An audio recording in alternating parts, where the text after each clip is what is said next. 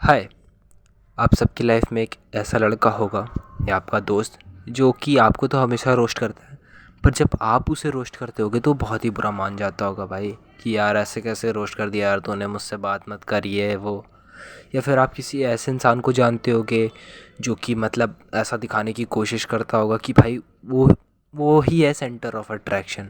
या फिर कोई ऐसा जो कि हमेशा अटेंशन ग्रैब करना चाहता हो कि लाइक आपने बताया कि भाई मैं तो आ रहा था, मेरे साथ ये हो गया। वो कहेगा भाई तेरे साथ तो बहुत ही कम हुआ, मेरे साथ तो बहुत ज़्यादा हो गया, बहुत ज़्यादा हो गया। ऐसे बताने लगते होंगे भाई। जब कोई आपका इमोशनली अटेंशन ग्रैब करे या फिर इमोशनली आपको दिखाए कि भाई मैं ही हूँ सब कुछ, और अगर हम उसको एक पर्सनैलिटी बना दें तो वो बनती है narcissism personality. And you don't seem to understand. A shame you seemed an honest man. Hi, welcome to case study with me. मेरा नाम है उदय और आज हम जिस टॉपिक पे बात करने वाले हैं वो है अंडरस्टैंडिंग नार्सिसिज्म। अगर हम नार्सिसिज्म की बात करें, अगर बेसिकली तो क्या होता है कि जब आप सेल्फ लव मतलब खुद से आप इतना ज़्यादा प्यार करने लगते हो, इतना ज़्यादा प्यार करने लगते हो कि आपको दिखता ही नहीं है आसपास में क्या हो रहा है। आपको लगता है कि ये जो दुनिया चल रही है वो सिर्फ इसलिए चल रही है ताकि मेरी लाइफ में कुछ इम्पैक्ट आ जाए। आप ही हो पूरे मेन कैरेक्टर। आपको ऐसा एक वो होने लगता है। इसी को नार्सिसिज्म पर्सनैलिटी कहते हैं। नार्सिसिज्म पर्सनैलिटी को अगर हम ऐसे केस टाइप में डिवाइड करें तो उसके दो पर्टिकुलर टाइप्स होते हैं जितना अभी तक है बुक में।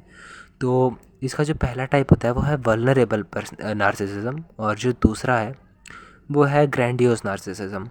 अगर हम वल्नरेबल नार्सिसिज्म की बात करें तो एक ऐसा नार्सिसिज्म जिसमें आप दिखाने की कोशिश कर रहे हो कि भाई मेरे साथ बहुत गलत हो रहा है, मैं ऐसा करना चाहता था लेकिन दुनिया ने मेरे साथ ऐसा कर दिया, दुनिया तो मेरे खिलाफ़ खड़ी हो जाती है, it's one versus whole world.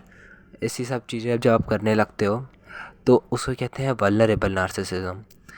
या फिर जो दूसरे टाइप का नार्सिसिज्म होता है ग्रैंडियोस नार्सिसिज्म, जो कि ज़्यादा पॉपुलर है, ज़्यादा लोग उसे जानते हैं नार्सिसिज्म के केस में, कि वो दिखाना चाहेंगे कि भाई वो तुम्हें सप्रेस करना चाहेंगे कि भाई ऐसे कैसे बोल रहा है, मैं हूँ ना, मेरे आगे मत बोल, चुप हो जा। ऐसे करने लगते हैं। तो मतलब दूसरों को नीचा दिखाना और ख़ुद को सुपीरियर दिखाना, ये होता है ग्रैंडियोस नार्सिसिज्म का। अगर हम इन दोनों नार्सिसिज्म के जो है केस स्टडी अगर करें तो हम दो एक प्राइम एग्जांपल ले सकते हैं जो कि इस समय काफ़ी पॉपुलर हैं। जैसे कि पहला एग्जांपल जो होगा वो होगा दिविजा भाषण ए ऑकवर्ड गोट। तो ऑकवर्ड गोट का क्या है कि वो एक जो है वल्नरेबल नार्सिसिज्म की क्राइटेरिया में आती है। जैसे अगर मैं उनके लेटेस्ट केस की बात करूं तो जो वो कंटेंट बनाती हैं उस कंटेंट का मेन पॉइंट ये है कि वो कोई टॉपिक उठाएंगी या कोई वीडियो उठाएंगी जिसके ऊपर वो अपने पॉइंट ऑफ व्यू रखती हैं कि यहाँ पे ये है था। और मेनली उनका टॉपिक रहता है कि मतलब कैसे वो जो है फेमिनिज़्म ही है, हाई टाइप ऑफ फेमिनिज़्म, जिसमें वो दिखाना चाहते हैं कि लड़कियों पे ये चीज़ें गलत हो रही थी, उनको ऐसे ऐसे रिटेलिएट करना चाहिए, जो कि बहुत अच्छी बात है। लड़कियों को नहीं सप्रेस करना चाहिए।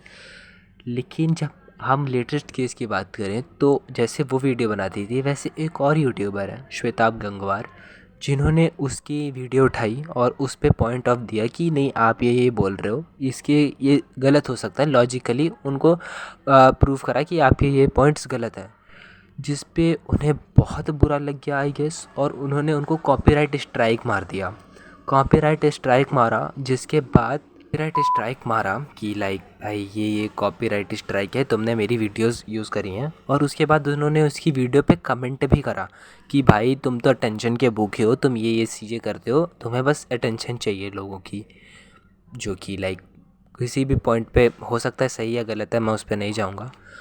लेकिन अगर हम बात करें फ़र्दर क्या होता है कि उन्होंने जब कॉपीराइट स्ट्राइक मारा तो उसके बाद वो यूट्यूबर एक और वीडियो डालता है जिसमें वो बताता है कि मैं भी तो सेम काम कर रहा हूँ जैसे आप कर रहे हो, तो आप कॉपीराइट कैसे मार सकते हो, और मैंने अपना रिव्यू दिया है, इसमें कुछ गलत तो करा नहीं है। जिसके बाद परसों की बात है, वो इंस्टाग्राम स्टोरी पे दो लंबे लंबे टेक्स्ट लिखती हैं जिसमें वो ये लिख रही होती हैं कि वो यूट्यूबर, उसके फॉलोअर्स वो सारे मिसोजिनिस्ट हैं, वो सारे लोग मिलके ऑकवर्ड गोट को दबाना चाहते हैं, क्योंकि वो इनके पॉइंट्स गर्ल के लिए जो है आवाज़ उठा रही हैं, तो इनकी आवाज़ को दबाना चाहते हैं। और साथ ही साथ उनको रेप थ्रेट्स आ रहे हैं, और वो सारे लोग उन्हें अगला निर्भया बनाना चाहते हैं, जो कि बहुत बड़ी बात होती है कहने के लिए। और मैं नहीं जानता कि इसमें से कितना सच है कितना गलत है, हो सकता है उनके पास प्रूफ भी हो। और अगर वो सारी बातें सही भी हैं, फिर भी मैं यहाँ पे एक बात बता रहा हूँ कि अगर ये जो चीज़ें हो रही हैं, इसके बाद वो सबके सामने ये चीज़ें लाती हैं, जिसमें वो ये दिखा रही होती हैं कि कैसे सारे लोग उनके खिलाफ़ हो जा रहे हैं, उनके खिलाफ़ आके उनके बोल रहे हैं, और वो कैसे इस पूरे सिचुएशन में वो एक विक्टिम है।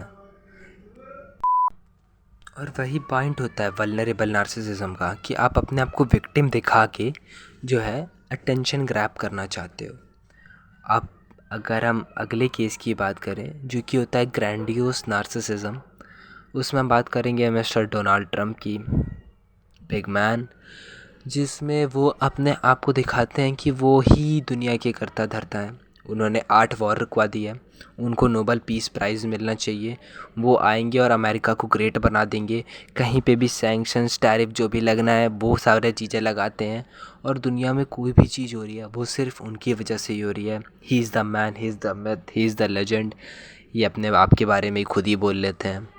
अगर हम इसका भी लेटेस्ट एग्जांपल देखें, जो अभी पीस 2025 समिट हुआ था, जो कि इजिप्ट में हुआ था, गाजा और इसराइल की वॉर रुकवाने के बाद, सीज़ फायर लगवाने के बाद, तो उसका होल पॉइंट था वहाँ पे वो जाते हैं और सभी का इसे लाइक वर्ल्ड लीडर्स का अटेंडेंस ले रहे होते हैं कि भाई तू कहाँ है, तू कहाँ है, और बढ़िया ये वो, may be sense of humour हो। फिर उसके बाद वो पाकिस्तान के प्रधानमंत्री को बुलाते हैं और कहते हैं कि आपने 2 दिन पहले मेरे बारे में बड़ी अच्छी अच्छी बातें कही थी, यहाँ सबके सामने में बोलो। वो उनसे बाकायदा स्पीच दिलवाते हैं, और बाकी पाकिस्तान के प्रधानमंत्री का तो कहना ही क्या है, वो लेजिट एक दूसरे वर्ल्ड लीडर को खुद एक लीडर होते हुए सल्यूट मारता है। Mr. President, I would like to salute you for your exemplary leadership, visionary leadership. Peak भाई। इन सब के बाद जब वो ये सारी चीज़ें कर लेते हैं, उसके बाद वो बाहर जाते हैं, और लाइक अभी 2 दिन हो गए सबमिट को बीते हुए, और वो हर जगह जाके एक ही बात बता रहा है कि आपने सुना पाकिस्तान के प्रधानमंत्री ने क्या कहा, मैंने तो मिलियंस ऑफ लाइफ बचाई हैं, मिलियंस ऑफ लाइफ। 2025 में नहीं तो 2026 में तो मुझे नोबल पीस प्राइज़ मिल ही जाना चाहिए। ये उनकी भाई पॉइंट्स हैं। और अगर आप देखोगे कि मतलब उसका इम्पैक्ट कितना है, तो उसका इम्पैक्ट इतना है कि जब इंडिया ने ये बोल दिया कि हम अमेरिका ने ऑपरेशन सिंदूर नहीं रुकवाया है, और ये बोल दिया कि इंडिया रसिया से कंटिन्यू करेगा ऑयल बाय करना, तो इंडिया पे इस समय 50% टैरिफ लगे हुए हैं।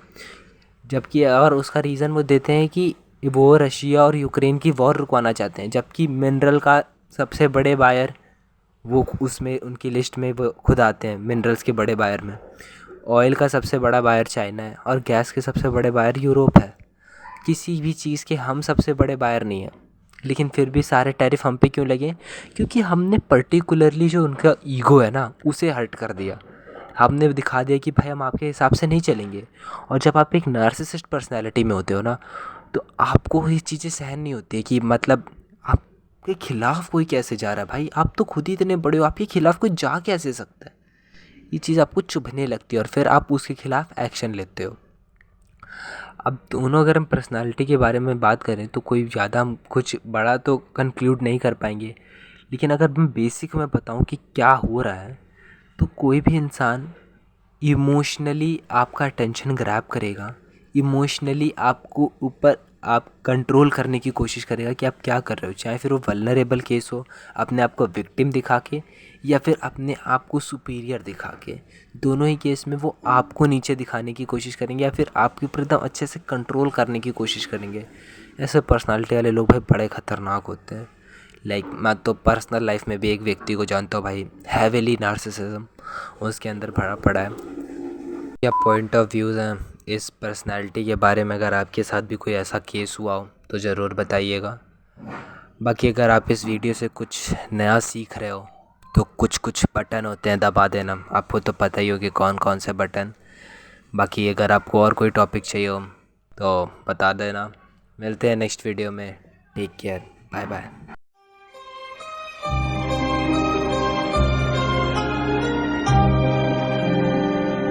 Oh, you want me to share credit? Uh-huh.